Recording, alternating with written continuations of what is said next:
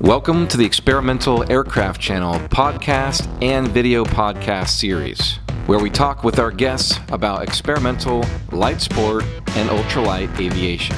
We are just getting started with this, so if the audio isn't 100% just yet, bear with us. Perfection is coming. Let's jump right into the interview. Thank you to our sponsors, Airworks, Acme Aero, Kit Plane Parts, Edge Performance Engines, and Viking Aircraft Engines. And today we are talking to Creighton King of GripLockTies, most widely known for. He's done many other things in his life, but welcome, Creighton. So just to start off with, being that GripLockTies is such a popular thing now, I want to know how did that come to be? Like, how did you come up with that idea, and then how did you get that into execution into where it is now a product? Well, the fun thing about GripLockTies is it's an airplane story, because I was working on my little race airplane and trying to figure out cylinder head temps and get it to cool right. So I got a 4-channel CHT, and I was running the CHT wires down from the engine down to along the engine mount, and I wanted to pad the engine mount from the wires, because everyone knows you don't put regular wires and regular zip ties on an engine mount, because it'll cut through the engine mount. So, because that happened when we first got our tri-pacer back in '86, we had to repair the engine mount because of a zip tie. So, and it was cracked. But the two things, we had to replace the tube. But so I was working on my airplane, and I ran out of orange electrical tape, because my airplane's orange. And so I thought, crap, I'll run over to Lowe's, which is right there, grab something to eat, and walked there into Lowe's, and they were out of orange electrical tape. And I asked the guy, and he goes, you got to go to the other place for the orange electrical tape. So, because I was at Lowe's, right? And so I said, well, I'll just give me your rubber line zip ties, your cushion zip ties. And he goes, they're my zip ties. And I went over there, and they didn't have rubber lined cushion zip ties. And the guy came back around. I said, well, do you have these? He looked on his app on his phone, and looked on Amazon. I looked at different places, and it was strange, rubber line zip ties. So I got some black electrical tape and went out there, and I wrapped electrical tape around the engine mount, and then I ran the wires and put a regular zip tie on it. And then I wrapped the wires with electrical tape and then put the zip tie over it to pad everything. I thought they should just make a padded zip tie. Why don't they make, this where the rubber's on there? And right. I looked around. I looked at some patents. I looked at all the stores, looked at Granger, and I thought, maybe this is something, And I talked to a few guys about it, and I didn't have the funds at the time to really do it, and I had never made anything injection molded. I didn't know what I was doing. So I made a sample here in my shop. I took a regular zip tie, and I cut with a Dremel tool a little divot in there and one on the other side. And then I took some RTV, and I squoze it in there, and then I let it sit up. And then when I tried to put it together, it didn't work, because all the rubber came off. So you've got to have, I don't know if you can see it there, you've got to have these slots in there so that the rubber will go through it. So, gotcha. So it was harder than I almost wish I could have just bought some there that day.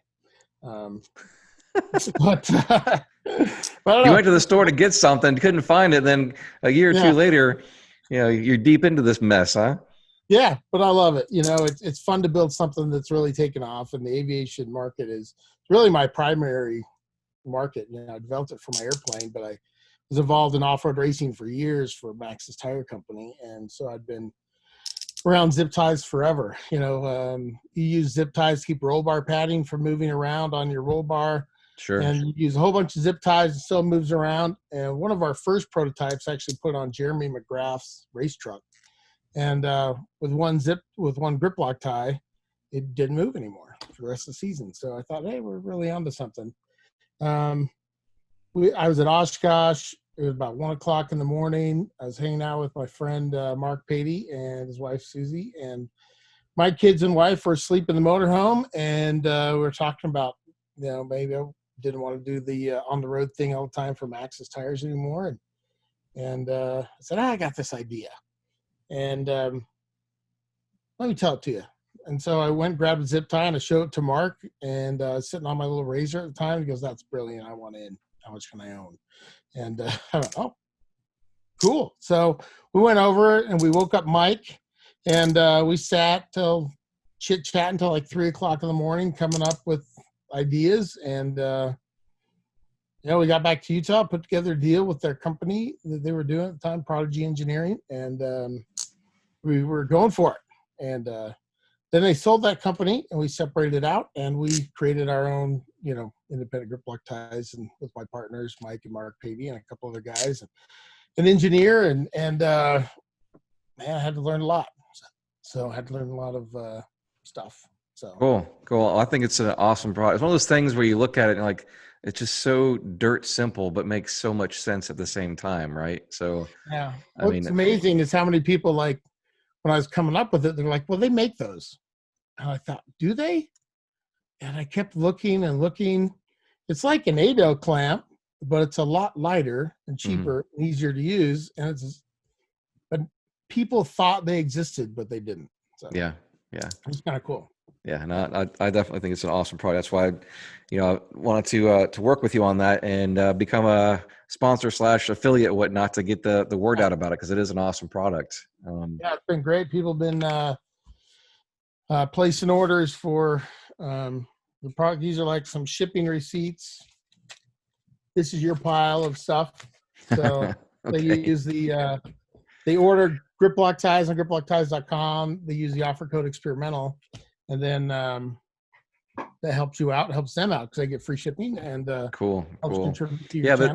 there's a lot of different uses for you, not just aviation. Like I think I brought up an idea with you too about the automation world, because the thing about when you're wiring something up and you're running so many wires back and forth, you forget one or two, then you have to cut all those zip ties off. But versus this, you can just pull a little tang and loosen it up a little bit and slide a wire through, and then up again. And I don't know how many times I've rewired automation machines several times back in my day, and there's probably a couple dozen zip ties cut off and on the ground because of that. So anyway, yeah, usually when guys are like building a product, like a project like a race car or an airplane, when you're almost done, when the entire floorboards are covered with cut off zip ties.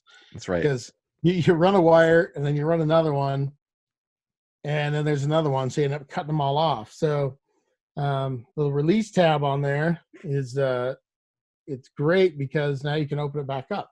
So, and I didn't originally make them to be releasable, but the more you look into zip ties, it's like, man, why aren't they releasable? And these grip lock ties take a lot more. They're a lot more expensive to make than regular zip ties. Sure. The processes, the materials, the UV protection, the higher temperature range. So making them releasable just really increases that value.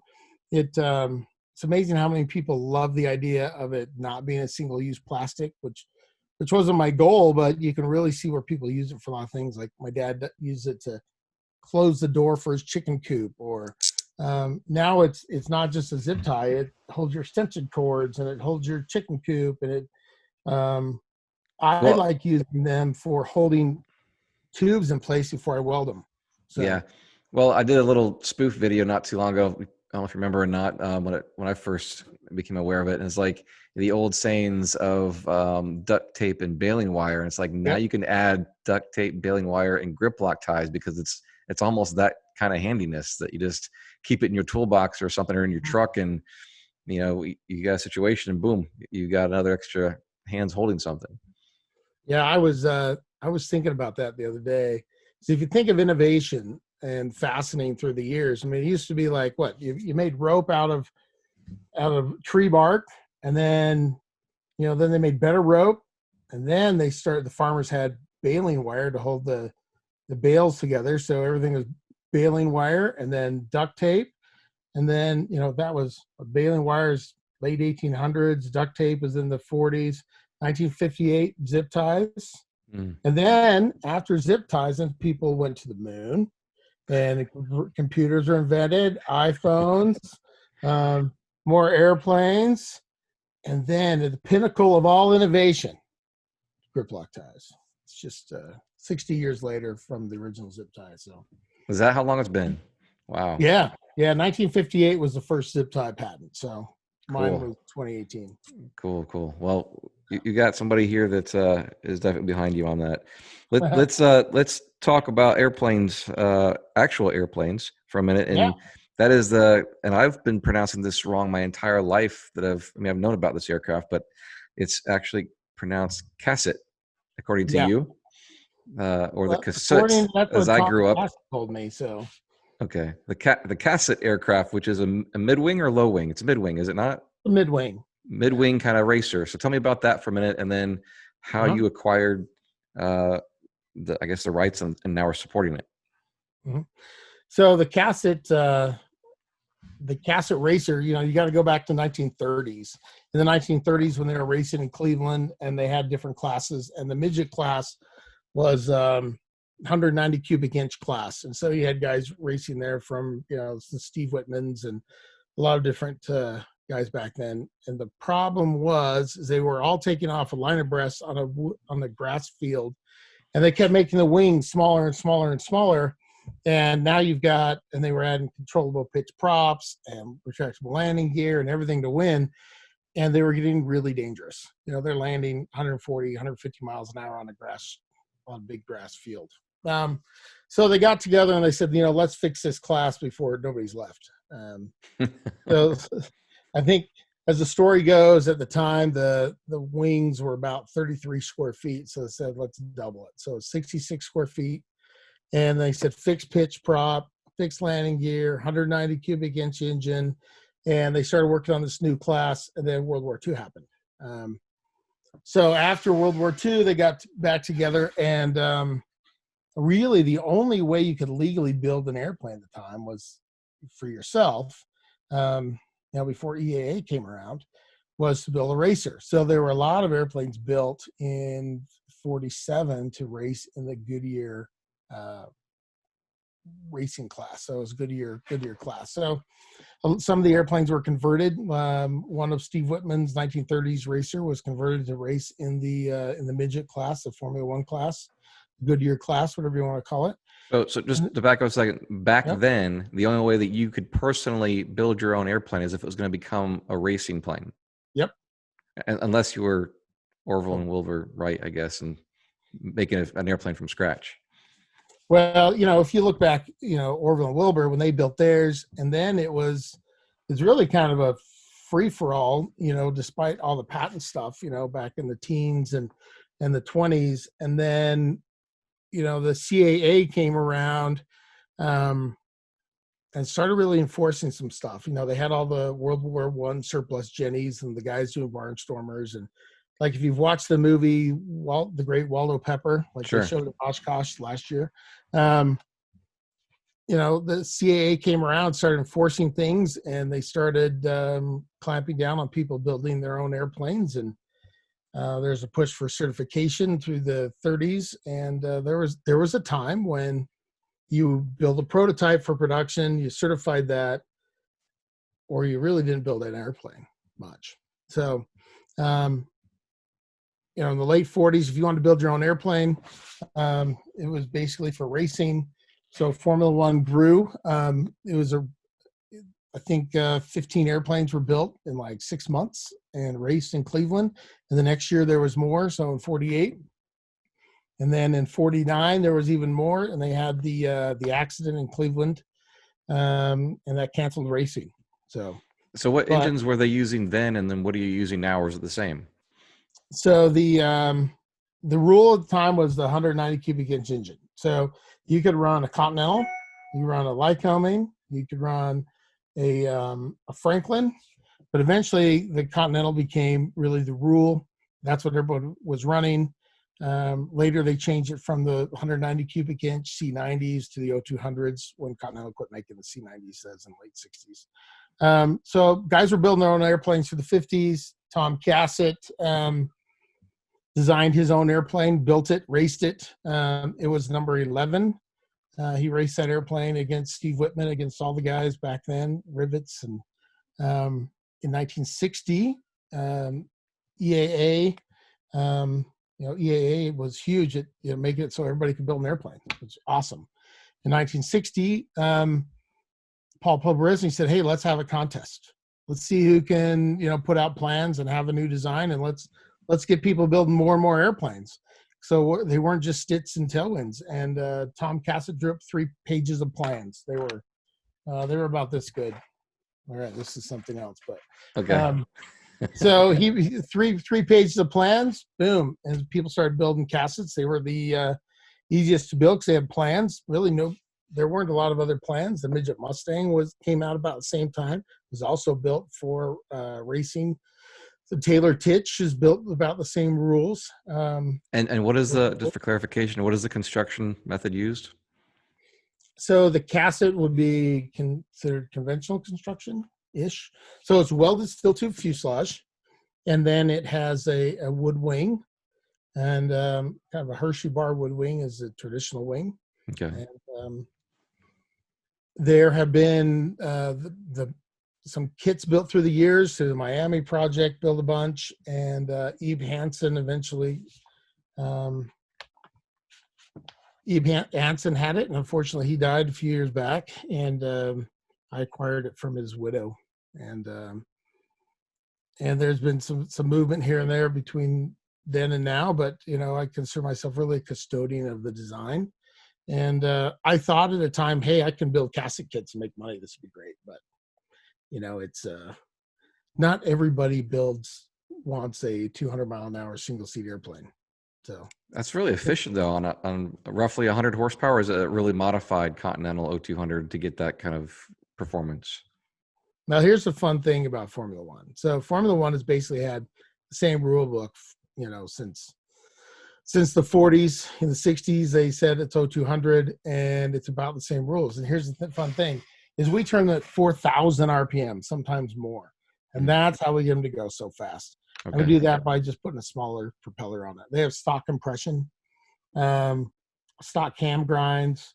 It's always been stock rods and stock valves and all that kind of stuff. So it's really, you could, a lot of guys have done it. They take like a mid-time engine out of a Cessna 150, advance the timing a little bit on the mags, throw a smaller prop on it, and race it. So, and with a Cassut, it's a great way to do that.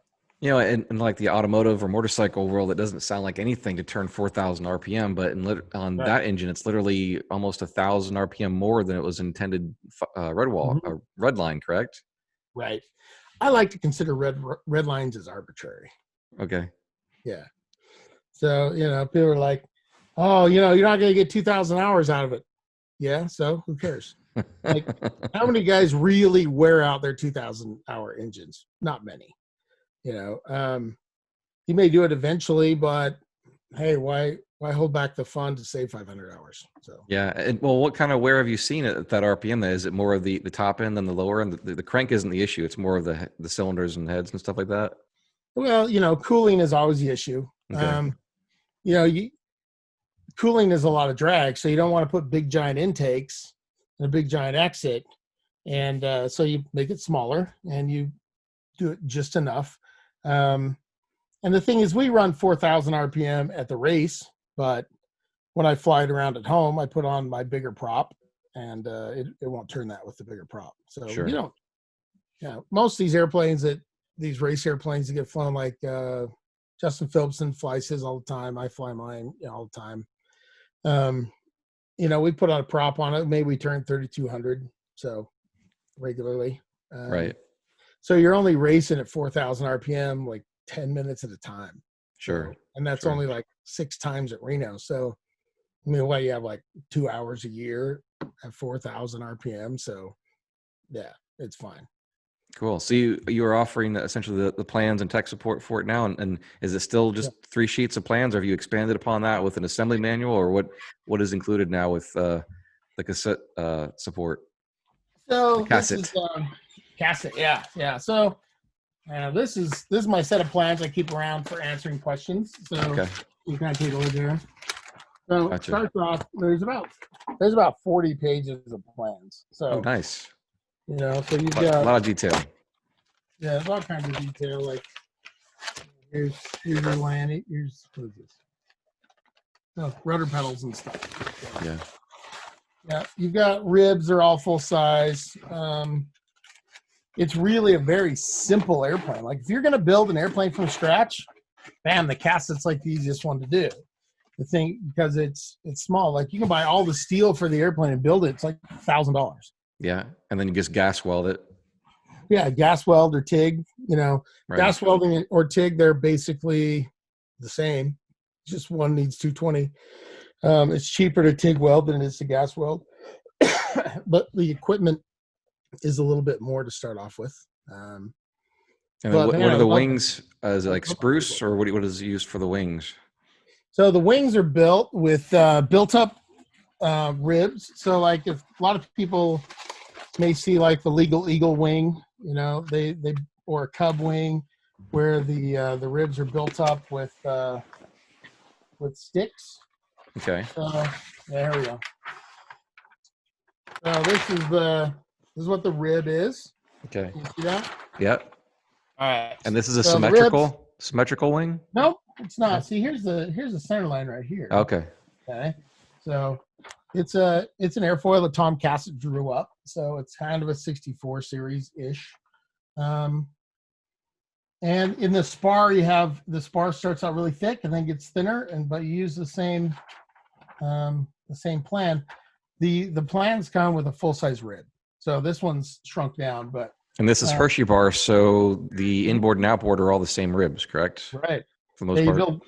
You only have one size rib for the whole thing. So, but if you can also build a taper wing if you want, and the taper wing is great because the taper wing can be built really simply. Because in the taper wing, it has all the ribs are full size in the plans. Okay. So, and what do you sell a set of plans for today? So plans go for $295, but they're not really on my website. Shoot me an email or something. So this is the. Well, I'm just thinking like right now, if somebody's looking for something to do at home and they want to be a scratch builder or a plans builder, there's a set of plans. You can order all of your steel for around $1,000. Order some wood. You can be in business as far as building your kit from scratch right now.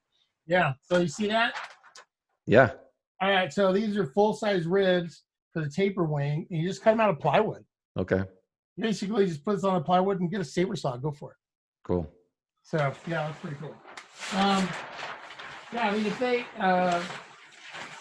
shoot me an email at cassette.info@comcast.net for my Cassut stuff. Excellent. Yeah.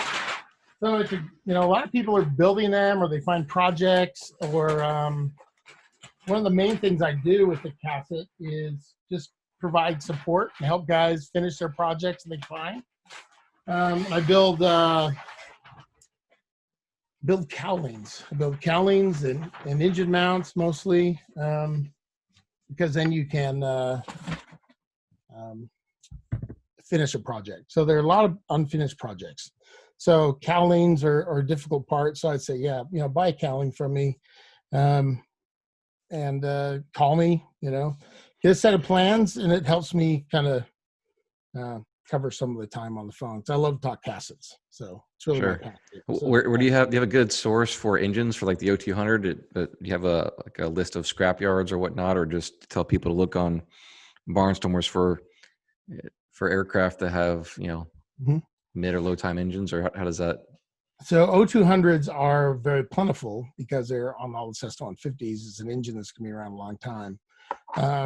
It's supported by Continental. You can call up Continental and buy a brand new one if you want. And it's about the same price as 912, but you can also build one up if you want. You can find some parts on eBay, or you can call Western Skyways, or you can look at all of the not automotive, but the airplane scrap yards. Salvage yards, yeah. Yeah, Barnstormers, Facebook. If you're looking for one, come to our Facebook page. We have Cassette Aircraft Facebook page and post up there. Formula One is a great organization as well to keep track of stuff. So we're always looking for new members, and we're the ones that internationally sanction Formula One air racing. and the rules, and we are kind of trying to keep Formula One racing pure. And so it's the only class where you can look at a rule book, you can look at the results from 1978 and go, bam, I want to beat that guy through the same rules. Like, you can't do that with sport class, where, you know, nowadays it's just, hey, put bigger turbos and more cylinders and more nitrous, and that's how you win. It's not aero. Well, Formula One it's the same rule book. Like, you want to beat John Sharp, you know, the guy that set the all-time record of 42.3 seconds at Reno. Well, you got the same rule book. So can you build an airplane faster than him? Yeah. So you want to beat John Parker? You want to beat the first guy that ever did 250 at Reno? Yeah. Well, he died, unfortunately, and his airplane's stuck in a museum. But if you want to beat him, you can race against him because you have the same rule book. So that's why Formula One's the coolest. That is pretty cool. Yeah. It's like legendary records and stuff like that, right? Yeah. Formula One is the race class. It really is. And they're great airplanes for racing, great airplanes for messing around. They're not, a Cassut is not an airplane to put a G3X in and an autopilot and 50 gallons of fuel and try to fly nonstop to Oshkosh. It's not that airplane. So yeah. So no low and slow for you in that plane, huh? Yeah, it's fast and inexpensive. I love to go out and get my fix with it. Like, at the end of the workday, and the weather's good, bam, run out to the airport, hop in it, go fly around. It's like heroin in your arm, man. You know, and you know, fill it up for 2.5 gallons. So it's a total blast. So wow. Yeah. Let me roll into another. When I have my cup around, but let me roll into another question here for you. So being that we are in the kind of unknown situation right now of on lockdown, I don't want to say what's the future of aviation, because we don't know that. Obviously, there's a lot of people involved in it, and aviation is never going to go away. But how can people stay engaged and keep aviation healthy during these times? What are some good ideas for that? Well, luckily here in the state of Utah, we're not on lockdown. You know, we're essential. You know, something. We can very, very adequately social distance at the airport. So this is true. I recommend that you go to the airport and fly an airplane. So that's the number one thing. Like, you have an airplane to fly, go out and fly it. So go out and fly it, and bring your camera with you and share it with the rest of us, so we can. Yeah. And then get in your shop and build stuff. And you know, right now I'm diving back into my Cub here in a few days. Now that I've figured out what I wanted to do with it. Which Cub do you have? So I've got a home-built Super Cub my dad built from scratch. Oh, wow. Okay. So when I was 4 years old, Dad threw me in the back of the Dodge Demon, and we went to Oshkosh, and he figured that he wanted to build a Wag-Aero Cubby. And he saved up money and bought the steel and learned how to weld at the local high school with a gas welder. And you know, he worked his butt off for years, like 60, 80 hours a week, every week. But if he could just do a little bit on the airplane every day, he would say, if I could just paint the head of a screw, then it'll be done. Wow. So, that's taking it down to the very basic level, huh? Yep. But hey, it's getting something done. That's a good point. Yeah, it took 14 years to build. And I kind of finished it for him when I was about 18 years old and did the test flying. And in the meantime, we bought a tri-pacer, and that Cub's been a blast. But it, you know, flying from 1990 to now, it needed to be rebuilt. So unfortunately, I dented it without screwing around it about a year ago. So with Corey Robin. So yeah, crosswind got me when we were taking off on the beach, and caught one tire, blew me back into the water, and caught one tire, and it just spun around. It flipped over. And gotcha. Yeah. So I'm rebuilding it. Is that also a chromoly fuselage with a wood wing design? So the Cub, you know, the Cassut is wood wing, chromoly fuselage. The Cub you can build a wood wing for a Cub. but they're chromoly steel fuselage. But my wings are aluminum, Cool. but every single rib is dented. And Oh. so I'm trying to decide what I want to do with all the ribs, whether Well, those ribs built similar to the Cassette were kind of like not a stick, but like an angle aluminum or something, or yeah, it's really like stick built with aluminum. yeah. So, Okay. when Piper built them, they, they built those ribs so they'd slide over the spruce spars, and they later changed the spars to aluminum. And those ribs are really light. The Piper ribs are the lightest rib out there. They're lighter than Univair. They're lighter than Javron. They're lighter than Carbon Cub. But they are more fragile. So Sure. So I don't know what I'm going to do for sure. I'm thinking of maybe building carbon ribs with a bigger cord. So Cool. Well, that'll be an interesting project. So I don't know. Yeah. Once you take over the world with GripLockTies and you have some time to go back to your roots of building an aircraft like that, right? Yeah. If I can get the Cub done this year, that'll be great. So usually I work on airplanes from about 10 o'clock at night to 1 in the morning. That's usually my airplane time. So might have to adopt that schedule here soon myself. Yeah, with the 3 girls and trying to start a business. There's just want to add. I say this a lot. Like I've only been in business for about a year with Wallstrom Aviation, and this is quickly becoming a business. But I've worked for other people my entire life, and it's like you're always looking at the time clock. Sometimes wishing you could take away a couple hours a day. Here, you wish you could add 5 hours to your day somehow. It just the time goes away and you're enjoying it. It's still work, but it's just like, man, if I could only had 5 more hours today to get something else done. Yeah. It's so my office is here at my house, and then we have a warehouse separately, and we are probably going to move everything down to be by Best Tugs, my business partners down there. And that may help because with my office here, the house, which is directly above my shop, so I've got a building in the backyard. So it's really called the Mom Cave. So this is for my wife crafting. And so, but right now I have all of the tables covered with GripLockTies displays, shipping out and getting those ready. And I want to come out and work on the airplane. It's like, I just got to do this other thing or send an email. And next thing you know, like I'm working in my office till 1 o'clock. I didn't get anything done on the airplane. So I'm really, really going to. It's that struggle because that doesn't create any income, right? That's the hobby part of it or whatever. But yeah. Well, hey, I thank you very much for taking a few minutes out of your day to talk airplanes with me. You bet. And just to keep the conversation going in aviation during this time. And there's a couple more suggestions and ways that people can stay engaged. Maybe order a set of plans from you or start working on something in their shop. Again, I'll remind people they can order GripLockTies for free shipping using the code experimental on the GripLockTies website. If you want to just order 1 package and try it out, order 100. They're pretty cool.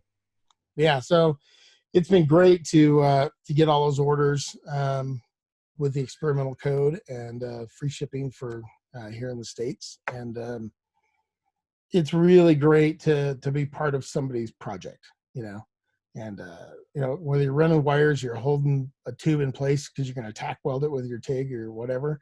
GripLockTies are great. They're also great for holding rudder cables in place when you're going to swedge them.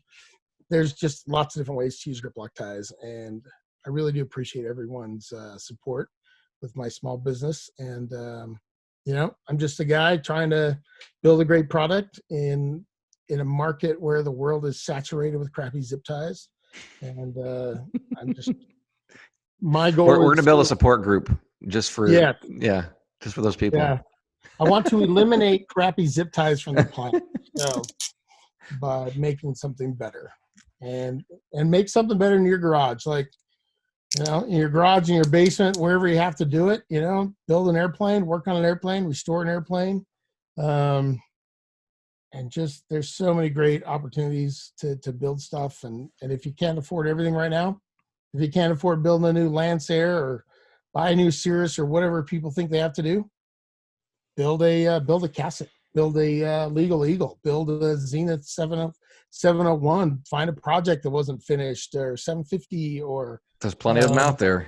Yeah. Find a Kit Fox. I don't know. Build something you design, but read some books.